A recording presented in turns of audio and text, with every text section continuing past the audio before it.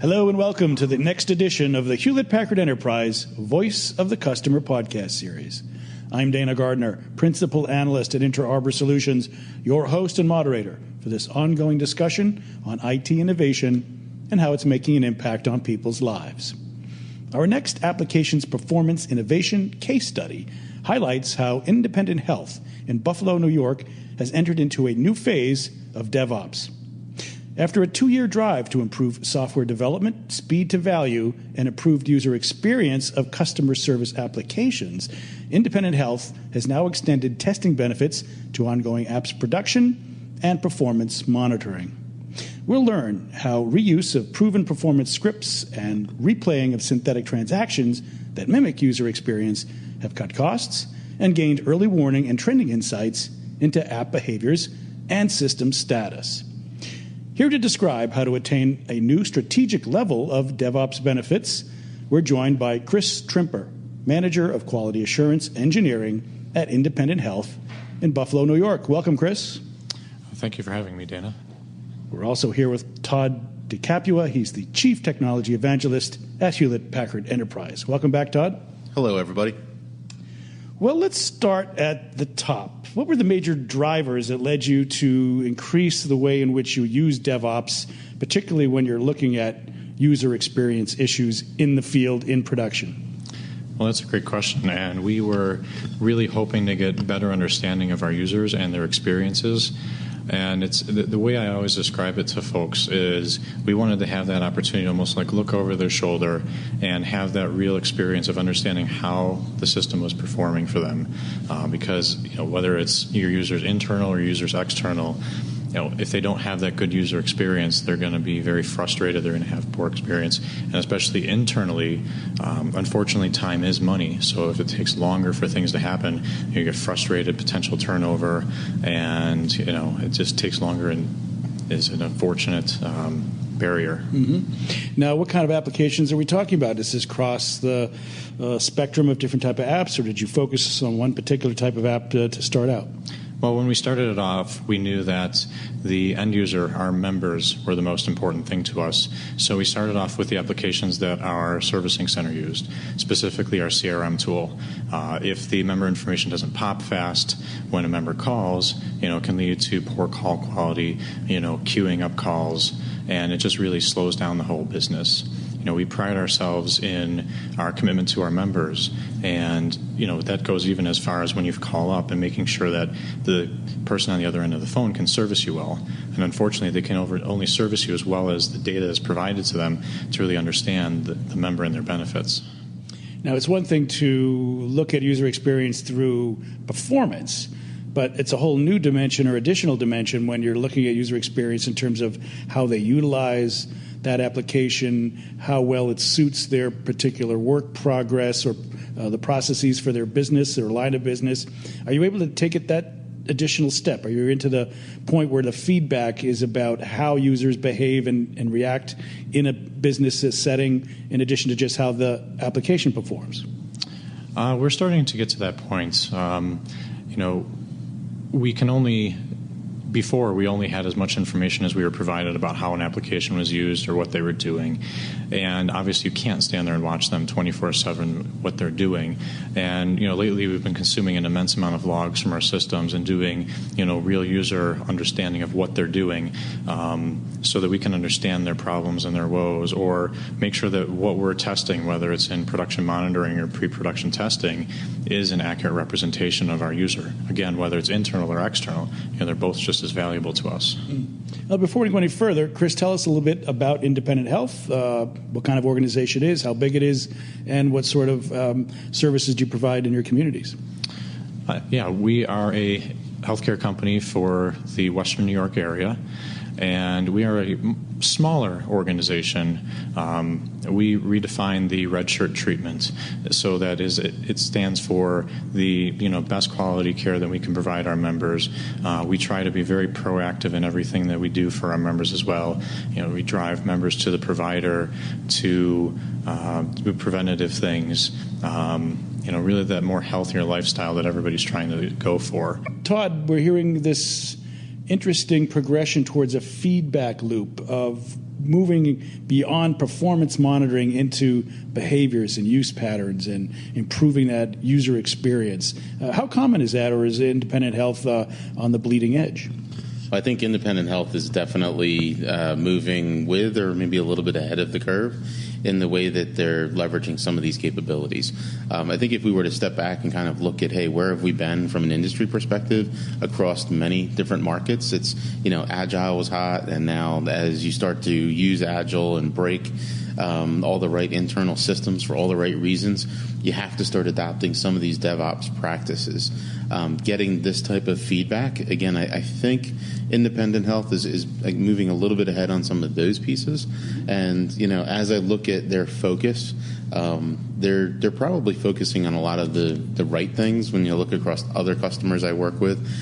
So things like speed of time to value. Again, that goes across technology teams, business teams, and it is really focused on their end customer, because they're talking about getting these new feature functions to benefit their end customers for all the right reasons. That improved end user experience, as you heard Chris talking about, around their customer service applications. So this is when people are calling in, using tools to be able to see what's going on, what your end users are doing. There's another organization that actually recorded what their customers were doing when they ended up having issues. So again, a production monitoring type thing, but now you're recording a video of this. And then if you called within 10 minutes of having that online issue, as you're calling in and speaking with that customer service representative, they're able to watch the video and accelerate it to go to see exactly what you did to get that error online to cause that phone call. So having these different types of users exceptions, being able to do the type of production monitoring that independent health is doing is fantastic. I know another area that Chris was telling me about is some of the social media aspects, and being able to monitor that is another way of getting feedback. Now, I do think that independent health is kind of hitting the bleeding edge on that piece. So again, that's what I've observed. Well, let's hear some more about that social media aspect, getting additional input, additional data through all the available channels you can. Well, I think it would be sort of foolish not to pay attention to all aspects of our members, and we're very cautious to make sure that they're getting that quality that we try to aim for. And whether it happens to be a Facebook, Twitter, or some other mechanism that they give us feedback on, we take all that feedback very seriously. I do remember at least an instance or so where there might have been some negative feedback, and that went right to the product management team to try to figure out how do we make that person's experience better. And it's interesting from a healthcare perspective thinking about that, because normally you think about a member's copay, or you think about how did their experience happen in a hospital, not how is their experience with this application or this web app that you have, but those are all just as important to us. Mm-hmm. Now, you've started this with those customer care applications. Is this broadened out into other application development, or how do you plan to take the benefits that you've enjoyed early and extend them into more and more aspects of your overall IT organization? What we've been doing is we started off with the customer service applications, and we've grown it into observing our provider portals as well, where a provider can come in and look at their benefits of a member, the member portal that the members actually log into. So pretty much all of our key areas we're actually doing production monitoring of. And what we also do as well is we do pre-production monitoring of it, so that as we're doing a release, we don't have to wait until it gets to production to understand how did it go. We're going a little bit beyond normal performance testing, where we are running the same exact types of continuous monitoring in both our pre-production regions and our production regions to really just ensure that quality that we love to provide. And how are the operations people taking this? Has this been building bridges? Has this been something that struck them as a foreign entity in their domain? How has that gone? Well, at first it was a little interesting. It felt like to them it was just another thing that they had to check out and had to look at. But I took a unique approach with it and sat down and talked to them personally and said, you hear about all these problems that people have, and it's impossible for you to be an expert at all these applications and understand how it works. Luckily, the team that I'm on, coming from the quality organization, we test them all the time. We know the business processes.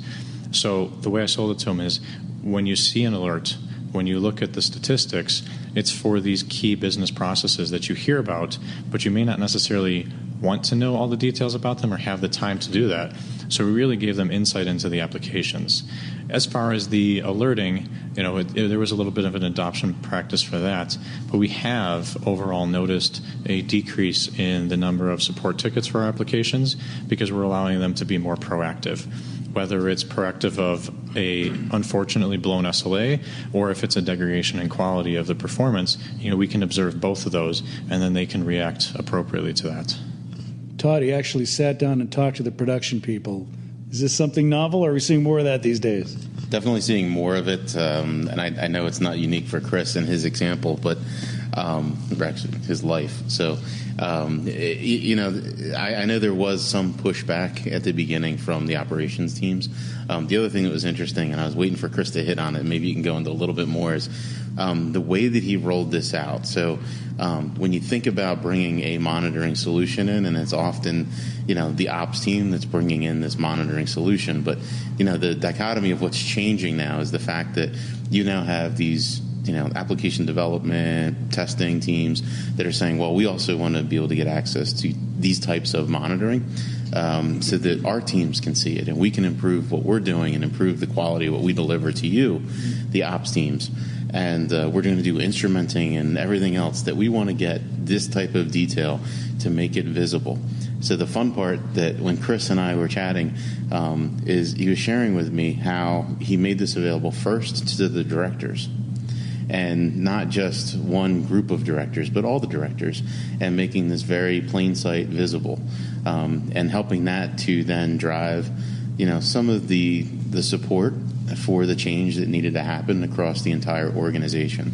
So I think as we think about that as a proven practice, that maybe Chris is one of the people kind of leading the trail there, but it was definitely one, and again, I don't know if you want to add any color to it, but I think that was a big way of improving and helping to illuminate for all parties, this is what's happening, and again, we want to work to deliver better quality. Any color to add to that, Chris?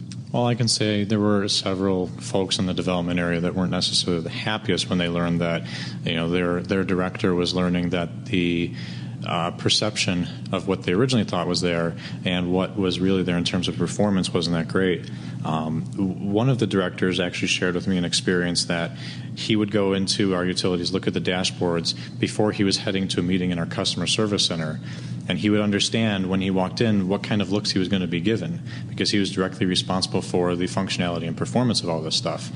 And he was pleased that as they went through different releases and were able to continually make things better, eventually he'd start looking and going, everything's green, everything's great today. When I walk in, it's going to be sunshine and happiness, and it was sunshine and happiness as opposed to, potential a little bit doomy and gloomy. And it's been a really great experience for everyone to have. So there's a little bit of pain going through it, but eventually it's been seen as a very positive thing. And what about the tools that you have in place? What allows you to provide these organizational and cultural benefits? It seems to me you need to have a little bit of data in your hands. You need to have some ability to execute once you've got that data. What's the technology side of this? We've heard quite a bit about the people in the process. Sure. The actual tools that we work with is, and a real quick, fast backstory is this whole thing came about because our CIO came to me and said, we need to know more about our production systems. I know that your team is doing all the performance testing in pre-prod, and some of the folks at HP had told me about this new tool called Performance Anywhere. Here it is, check it out and get back to me. And we really drove that because from my group, we were doing all the pre-prod testing, and we learned that all the scripts that we did, which had already been tried and true and been running and continually seeing updates as we get new releases, could just be turned into these production monitors. And then we found through using the tool and through our trial, and now all of our 2+ years that we've been working with it, that it was a fairly easy process.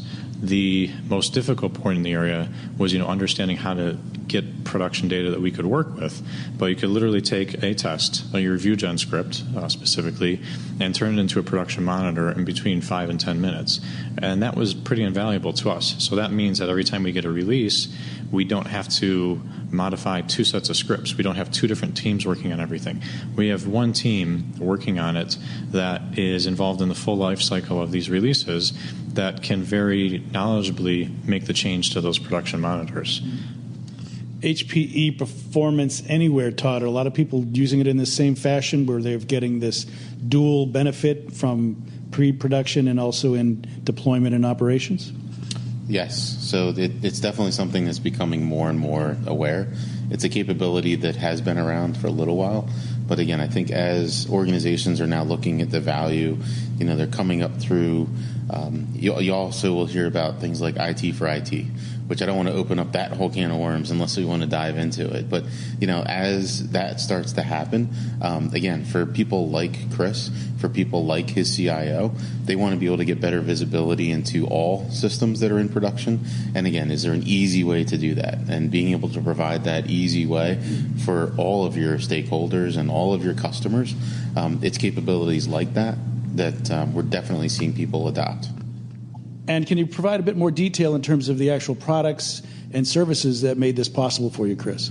Sure, thanks. So to make all this possible, we started off with our HP LoadRunner scripts, specifically the ViewGen scripts that we're able to turn into the production monitors. And using the AppPulse Active tool from the AppPulse suite of tools, we were able to build our scripts using their SaaS infrastructure and have these monitors built for us and available to test our systems. Let's quantify this a little bit. So what do we see in our call center? Were we able to analyze in any way and say, okay, we can point to these improvements, these benefits from the ability for us to tie the loop back on production and quality assurance across the production spectrum? So one of the neat things that the tool set has provided us is we can do a lot of trend analysis. And we, to be perfectly honest, didn't think that the report would run, but we did a year-to-date trend analysis, and it actually was able to compile all of our statistics. And we saw really 2 neat things. One, you could see when you had your open enrollment, we saw this little spike that shot up there, which we would kind of expect to see, but hopefully we can be more prepared for it as time goes. But we saw a gradual decrease, and I think due to the ability to monitor, due to the ability to react and plan better for a better performing system, through the course of the year, I believe we went from, for this one key piece of pulling member data, we went from on average about 12 to 14 seconds through the course of the year down to 4 seconds. And that trend actually is continuing to go down. I don't know if it's now 3 or less today, but still, if you think about that 12 or 14 down to about 4, that was a really big improvement. And it spoke volumes to our capabilities of really understanding that whole picture. And being able to see all of that in one place was really helpful to us. Looking to the future, now that you've made feedback loops demonstrate important business benefits and even move into performance benefit for the business at large, where can you go next? Perhaps looking at security and privacy issues, given that you're dealing with compliance and regulatory requirements like most other healthcare organizations. Can you start to employ these methods and these tools to improve other aspects of your SLAs? Definitely in terms of the SLAs and making sure that we're keeping everything alive and well, for sure. As for some of the security aspects, I think those are still things we haven't necessarily gone down the channels of yet, but we have started to realize that there are an awful lot of places where we can either tie back or really start closing the gaps in our understanding of just all that is our systems. Okay, Todd, last word. What should people be thinking about when they look at their tooling for quality assurance and extending those benefits into full production and maybe doing some cultural bonding at the same time?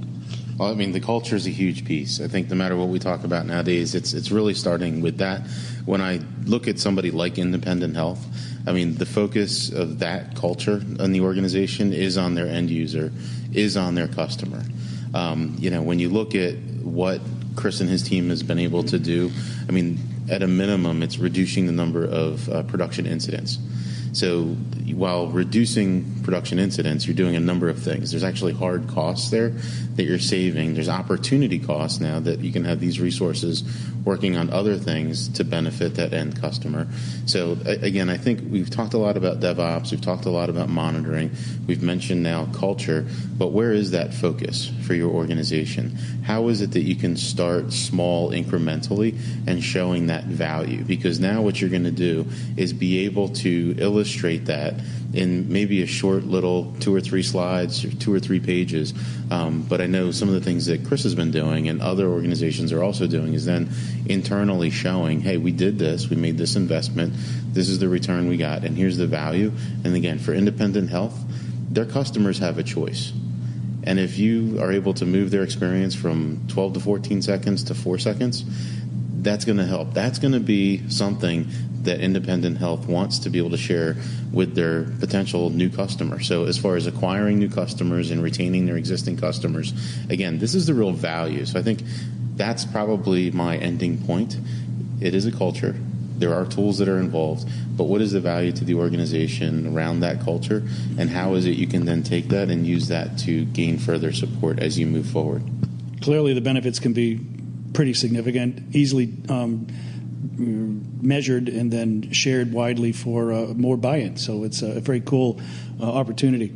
I'm afraid we'll have to leave it there. We've been learning how Independent Health in Buffalo, New York has entered a new phase of DevOps. And we've heard how the reuse of proven performance scripts and replaying of synthetic transactions that mimic user experience have cut costs and gained early warning and trending insights into app behaviors while they're in production, and also how the systems and the people are behaving.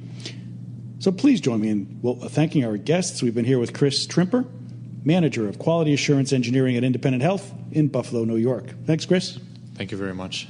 And we've also been here with Todd DeCapua. He's the Chief Technology Evangelist at Hewlett-Packard Enterprise. Thanks, Todd. Thanks, everybody. And I'd like to thank our audience as well for joining us for this Hewlett-Packard Enterprise Voice of the Customer podcast. I'm Dana Gardner, Principal Analyst at Interarbor Solutions, your host for this ongoing series of HPE-sponsored discussions. Thanks again for listening, and please come back next time.